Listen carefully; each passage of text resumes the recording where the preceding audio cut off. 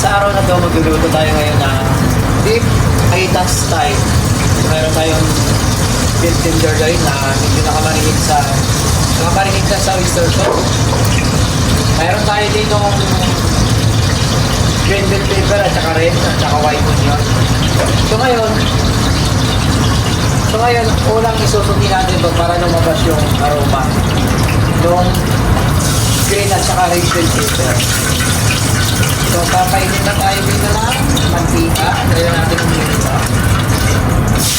Saka, susupilan natin ito ng bahagya para lang lumabas yung aroma ng red at saka green bell pepper.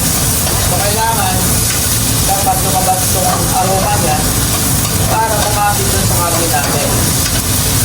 So, meron tayong mga kanya-kanyang strategy kung paano magluto ng mga ganitong luto ng beef aitas style. Yan. Tatanggalin na natin yan. Kasahin natin ulit.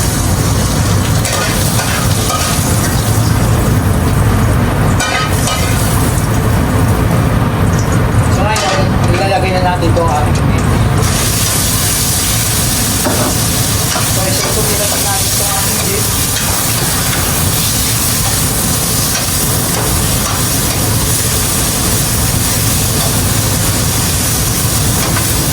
So maglulupay tayo para hindi siya masubo.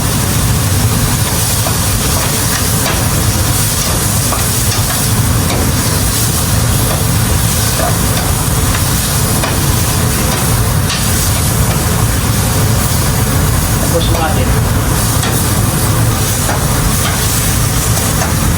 So lalagyan natin siya ng kunting tubig lang.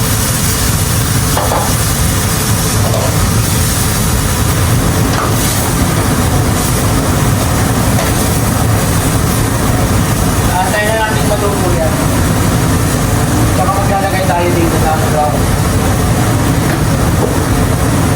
Lalagay tayo ng ground paper.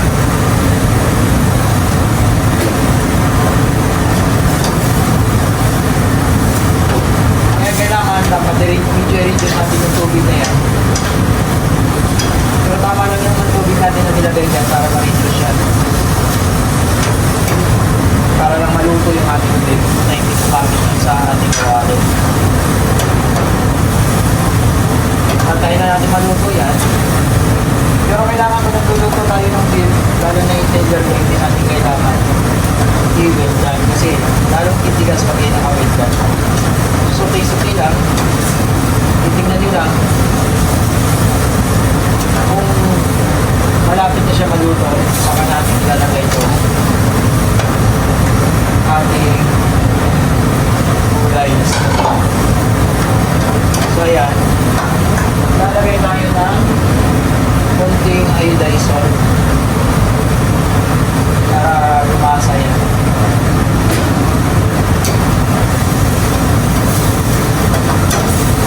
So ayan,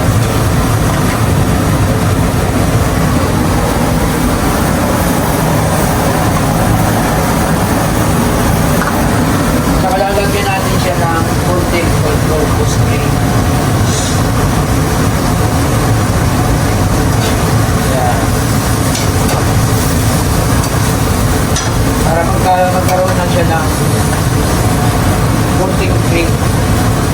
Para pag kinain natin siya, makakagulog sa dila natin yung cream. So, ayan. Ayan, luto na to. Yan, kailangan dapat ng tubig ganyan na maraming matitira sa kanya.